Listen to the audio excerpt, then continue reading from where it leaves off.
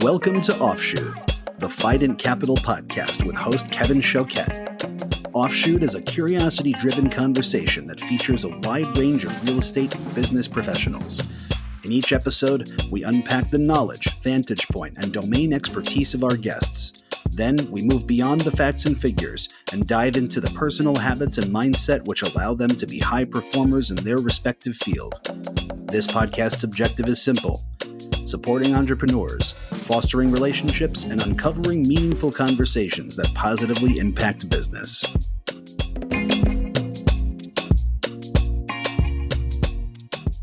Welcome, everyone, to part 2 of my conversation with Josh Volen of CIRE Equity. If you haven't already heard part 1, please go back and give it a listen. We go deep on Josh's history, the structure of CIRE's NAVREIT or CREIT, where they're operating in the marketplace, and how to do remote work correctly, as well as a myriad of other items.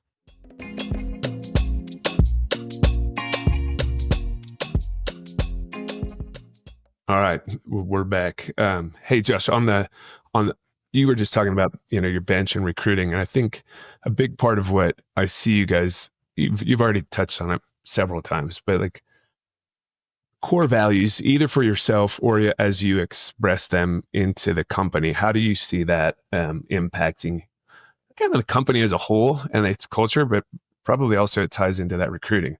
You seem very intentional about making what you do an expression of yourself and your core beliefs. Like, that's kind of a super massive topic to put on the table, but how do you think about your values and how they impact the company and the employees, the team?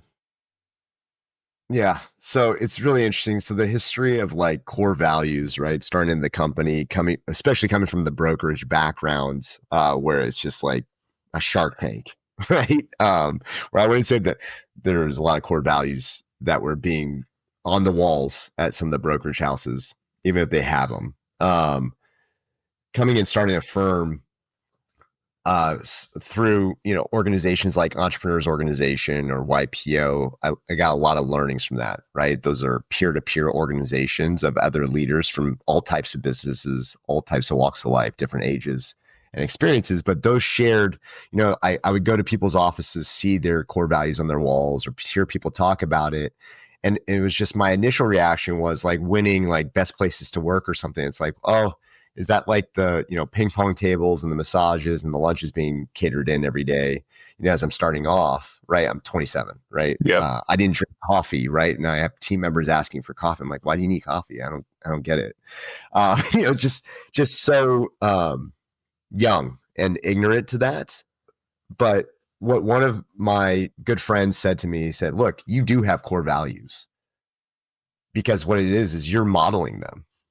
Right. This is pre-kids, right? He goes, you're modeling these core values. They're implicit, but you have core values for your company, and people are watching you and they're taking your cues, and that might be hard work, and it's the loyalty, and it's relationships. It's all these things. And I was like, oh, that's interesting. That was true. Right. And being intentional with that is going, okay, but the other part of it is core values. So the way I look at core values real quick, Kevin, core values are our foundation. They are our compass. They are our North Star. So when we're making any decision, hiring, firing, buying, selling, core values are being used. It's how we function as a company, as people. And there's 2 sets. There's the permission to play core values. If you don't have these core values, I don't want to be around you. If you are not trustworthy, if you are not loyal, if you're not a good person, like how are you in business, right? Like, I don't want to be, you're not going to be even considered. And then there's the distinguishable differentiator core values that make us unique as a company, right? So there's 2 sets there. So the differentiator core values, we spend a lot of time on, and we talk about a lot. And again, this is on our, in our annual reviews, we have a section fully on core values and how people show up, and they get ranked on them, right? And because if someone is fired or put on a PIP or something like that, it's part of our core values, right? So quality performance is a core value. Create opportunity is a core value. Create opportunity is to see things that other people don't see. It's to think outside the box, right? It's to challenge, right? To add value, to be of value, to raise your hand, right? And then we have authentic community, right?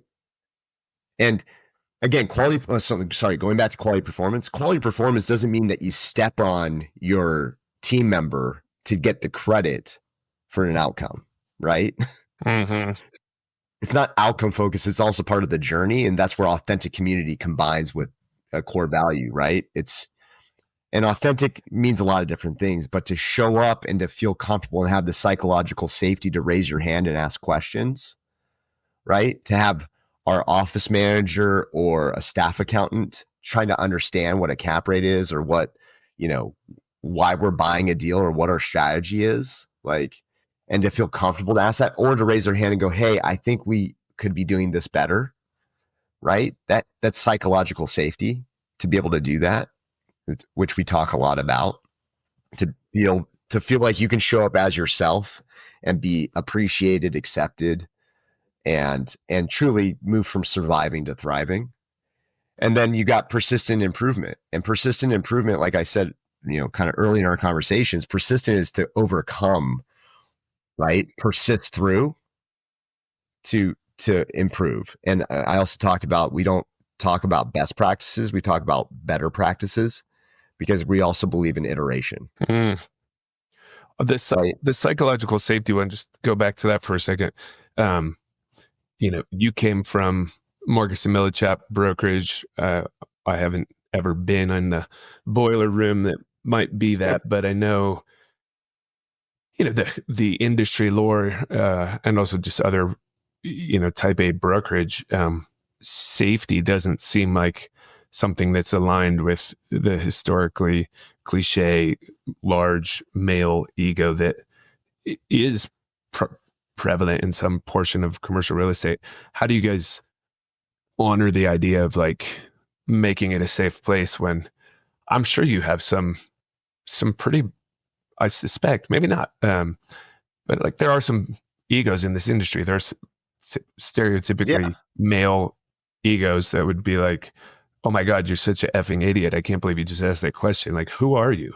And that doesn't feel safe at all. How do you do that? How do you try to instill that level of respect and kindness across a team when there's got to be one or two guys who think they are all that and more? Yeah.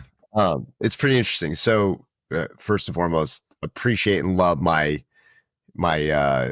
fraternal background of Marcus Millichap and being in the brokerage industry. I really respect brokers and understand being a broker myself, right? And having a history of how much hard work it goes into to just survive and to try to find a way to thrive in brokerage. But it's definitely a self-belief. You got to believe in yourself, right?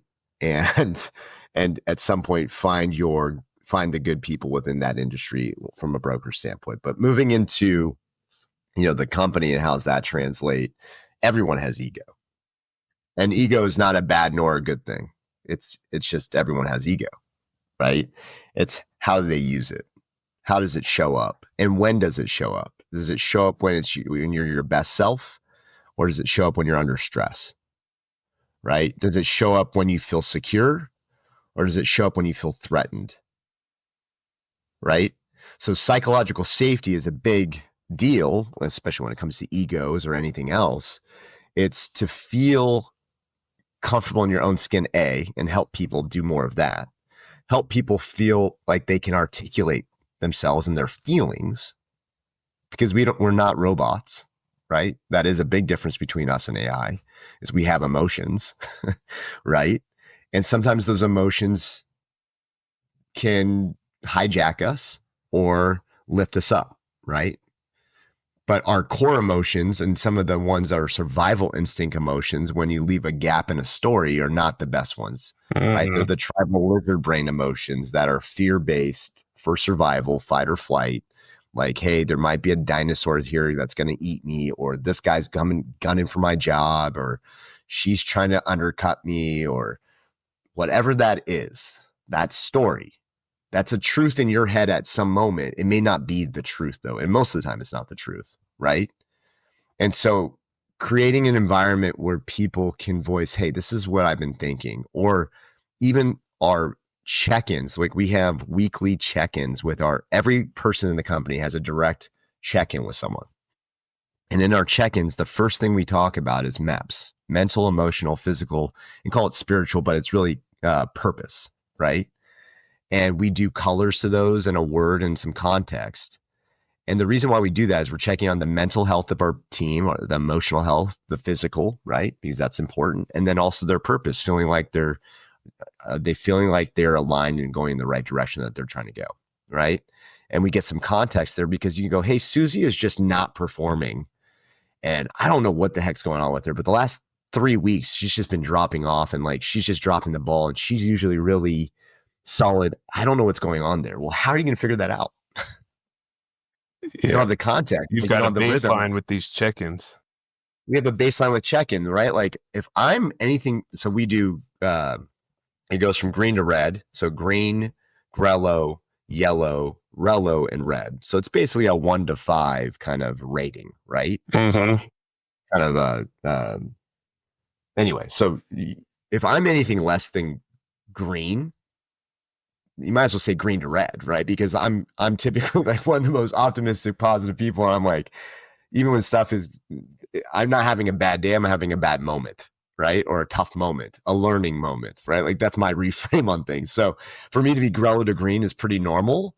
For someone to hear me go yellow or Rello or red, like it's like, whoa, right? And it's like, hey, let's stop. Josh, do you mind talking a little bit more about this? Or how can I support you in this? Right. So it's the same thing with team members. You get a baseline, but then you get context like, hey, physically, I'm feeling like a little Rello, and it's come up, right? Like this happens. Where did you find this? Like from like the class, the classic type A, hard charging, kicking ass, taking names, either broker or real estate operator, to zoom out and be like, hang on, I need to slow this down. And I need to create a safe place for my company, which is my community. And I'm just going to check in with them every week to see how they're doing mentally, emotionally, physically, and spiritually. Like, where did that come from? Maybe that's like everybody's doing it, but this is the first conversation I've had where somebody's that intentional about going, hey, let's just slow it down and check in with our community and make sure everybody's doing all right. I would love to say, my ego would love to say, well, that's just because that's who I am. Right. No, that's the lifelong learning piece, right? The persistent improvement. It's learning from that peer groups I had mentioned earlier, right? From peers in other industries, or even in those meetings ourselves, doing something like that, and bringing, that to the business, and also hiring people better than myself with more experience to also add in and enrich the culture by bringing things like that to it. And honestly, putting it in a process. Maybe I did it in a meeting once with, a leadership team, but then it became part of our process because I have better people on the team than myself to build process. Mm-hmm. Right. And so it's a culmination of others. We're all standing on the shoulders with other people. Like, I struggled with, being self-made, right? Like I'm not, it's generations that I'm even here by grace, and so I feel very fortunate in that gratitude. But at the end of the day, this is it's a human experience. This is human interactions. It's all about relationships. It's a human enterprise. It's a human enterprise, right? Yeah. That's the differentiator. And early on, like, people are your greatest asset and your potential greatest liability. Yeah. Business would be great, but for customers and employees.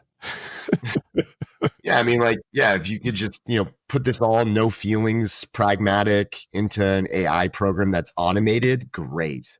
It's Yeah, just not realistic. not realistic at all.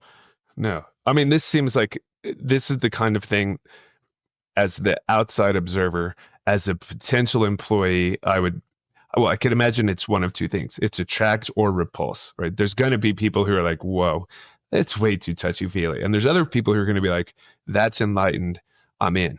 But also as a potential investor, the fact that you've got that kind of awareness around what the team is and like I'm sure there's all kinds of opportunities, as you're saying, to like do the constant improvement. But this seems like not insignificant at all to have a recurring check-in and a system that's recording like, oh, actually everything was pretty good until about 6 weeks ago and physical went to red. It's been red physical for 6 weeks. And you've actually got the baseline and you could be like, hey, what's going on physically? Let's like talk through that.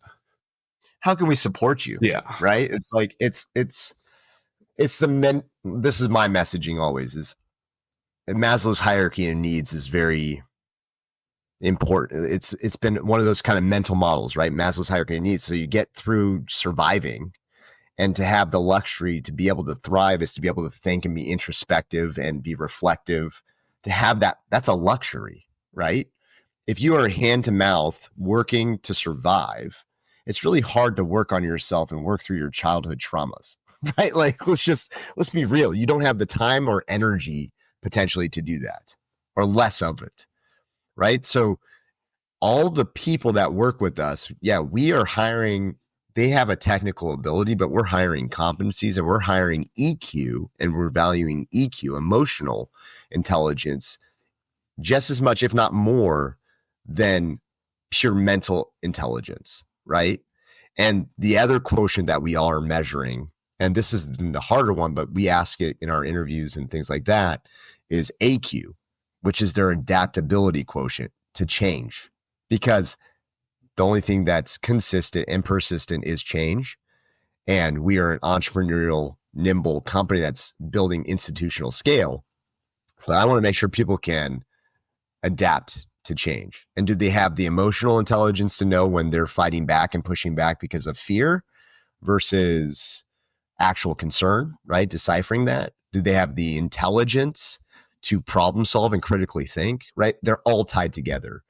And so yeah, that's a big, but I want to move people from surviving to thriving. And surviving to thriving sometimes means that they have to leave our company. Yeah. Right. And it's that degree of going, hey, it feels like you're a duck on water right now, treading, and you're surviving. Like, how can we support you? Maybe there's something that's better. And if it's not here, I'm happy to make those connections somewhere else. Yeah. That's also very enlightened. When you've got people coming in on the front end, if you were going to say is sort of IQ or just hard skills, both EQ and then this AQ, what kind of tools are you using to try to tease that out? I mean, I've had many conversations around the hiring piece of HR, and the more I would say the consensus is it's a coin toss. You'll get somebody who's an incredible asset, or you'll get somebody that's a drag, and it's hard to know. But it sounds like you might have some different tools you're putting into the process to try to get a higher success ratio and tease out those attributes. I hope so. Yeah. I would say, besides first and foremost going to our team and going, is anyone, before we put a job out to the market, does anyone have anyone for this? Right. Referrals, right? It's how I met my wife. It's how we do deals, right? It's through relationships. Good people know good people, right? And so that's one. The second is our hiring process is pretty rigorous, because there's going to be the screening calls, things like that. But the screening calls are really that's just the first screening call, and then you go into, call it an assessment, so a technical ability. Right. So if there's a minimum on technical abilities, that moves someone on. So that's the IQ or experience. And then you go to an EQ panel, which is, again, we do everything through our core values. So that's our culture panel. So you'll have people that they may be working with and or just people in our company that have been selected as good culture advocates, right? To be able to ask questions and ask for examples of how they show up. We have questions around persistent improvement. We have questions around quality performance. We have questions around authentic community. We have questions around create opportunity. Like all these things we have questions around that is a full panel on that. And then you get to a final panel. So it's it's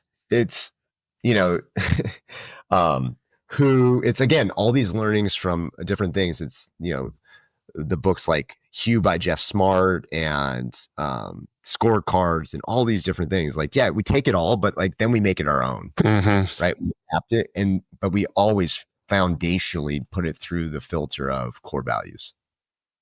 And we hire more on competencies than I would say direct technical skills or direct knowledge in a lot of positions, because if we put out a job description, a job description is where you start, right, Kevin? Like a job description, and it seems simple, but really thinking through a job description and then what does success look like is outlined in that job description. What are the key metrics for the job, right? Who's this job going to be working with to get the buy-in and filter there, right? We hired recently, I'll give you an example. We hired recently for a director of investor relations, and this person's on the road telling the CIRE story, right? So have to have a good IQ, great EQ because it's relationship building. But part of their job is there's a lot of presentations. And so what we had them do from a work product side is, if they got to this step, is to build a presentation on CIRE, knowing very little, but we gave them access to our director of marketing, right? And it's just very interesting how people how they talk to potentially me versus how they talk to someone on our team, right? Those are the people, right? They're good at pandering and showing their great face and no ego and humble. And then all of a sudden the ego comes out. And it's like, well, you are my admin. You work for me. You do what I say. It was very interesting how some people treated our director of marketing and going through this process to build it. Some people used and abused, which then didn't even make it to the next interview. Some people used it appropriately. And you could see how they interacted because that's real life. It's a real project, right? Some people asked questions. Some people didn't ask any questions. So you learned a lot about how people process these things and how they work with team members just from that. Yeah, the process is part of the interview, right? Okay, well, work with her. It's there's two tests. One, what did you produce? Two, how did you work with her? 100%. Yeah. So I had the opportunity to hang out with my brother this past weekend and my father, which is rare. Nice.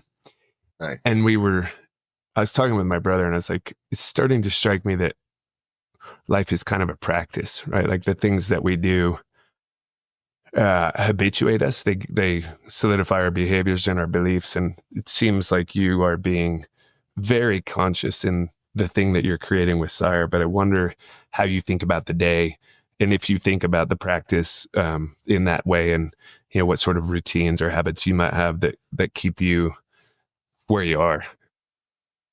Yeah, I mean, it doesn't start with the company. Actually, that's where it just continues.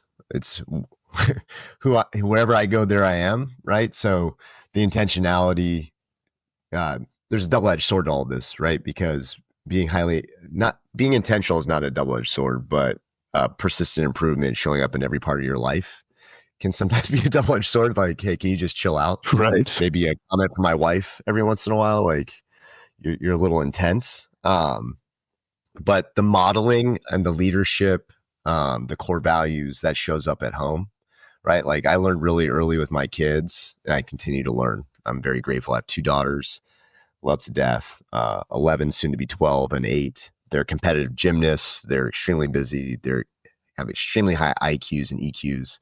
I would definitely say women are the superior For sure. And so, what I learned really early on, and again, from shares from other people and other people that have been there, done that, the good, the bad, the ugly from experiences, is that the kids are watching us before they're even able to talk, walk, whatever. They're watching us. So it's all being modeled, right? And decisions are being made. I can't hear what's going on in their heads, but decisions are being made. Vows are being made. Things are happening, going on. So what I do matters that much more versus what I say. And what I say matters to match what I do. So it's just, being consistent in that regard, but again, modeling these things, right? It's easier to show than tell. And that it's easier to tell than show, but to show it means I'm living and it's more believable.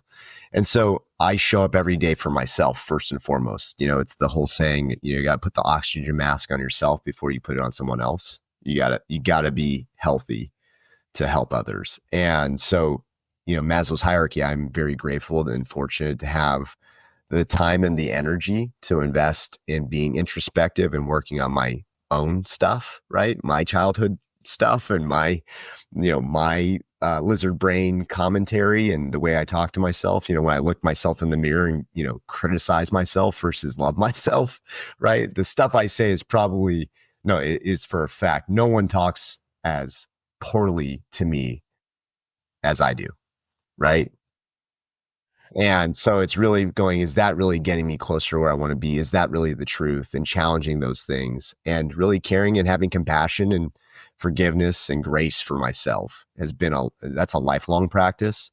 To be present in the moment and be aware, right? And to really be here for myself and for others.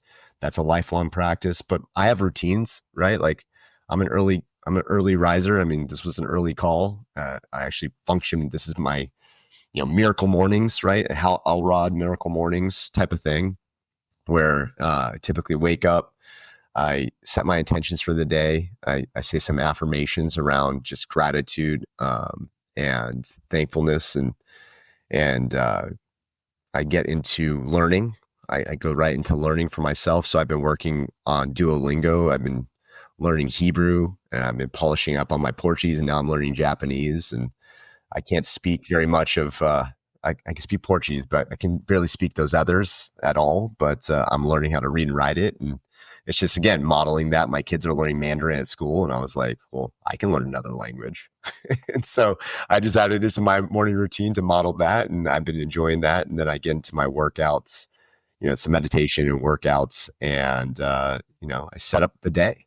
The thing you said just a bit ago about the most negative speaker, if you will, in the domain of your life, it being yourself, and having gained some sort of awareness of that. How do you find the space to recognize and or stop it if it's happening? Or does it happen and then after the fact you go, oh, I just did that again? Like what's that look like? It's so interesting is if you're not aware, how do you identify? Right. So it's just being aware. And so it's like meditation, like people struggle with meditation. I grew up in a household where my mom could meditate for hours and hours. She had a meditation room, right? Which I'm very grateful for. It was very spiritual, not religious household, but meditation was sitting there. It's not that you're not going to have thoughts coming through your head, right? It's not to suspend thought.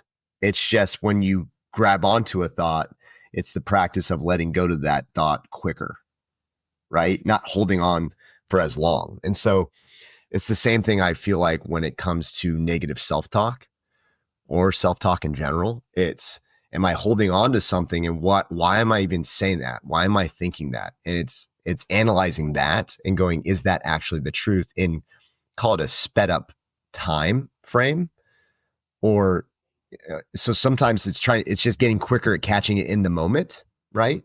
To be a behavior modification. Behavior modifications take 90 to 120 days to break a behavior or to build a behavior, and typically longer because it's easier to slip back into old behaviors. But that's just a behavior and a practice that I have in my life. It's just, okay, if I grab onto something, how quick can I let go? Right. Yeah. And the usually fact that you can actually see it and then ask, is this serving me?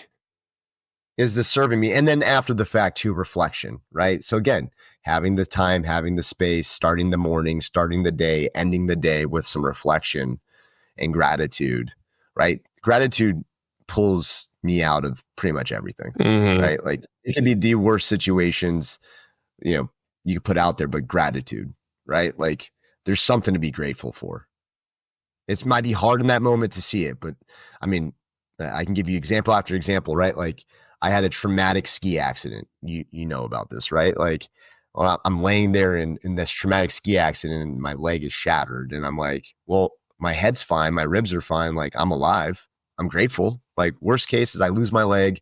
I'll get, this is literally what happened. Like within 30 seconds in my mind, I check my body. I'm like, okay, I'm good. My leg is messed up. And I go, worst case is I lose my leg. As long as I get down the mountain, I'll survive. Worst case is I lose my leg. I'll get a prosthetic. I'll get one of those cool ones where I can run really fast. Maybe I'll be a Paralympian, or, hey, you know what? At very minimum, I'll show my kids and for myself and for people that, hey, this is not going to stop me. I'll probably have a TED talk on grit, resilience, and how to move on.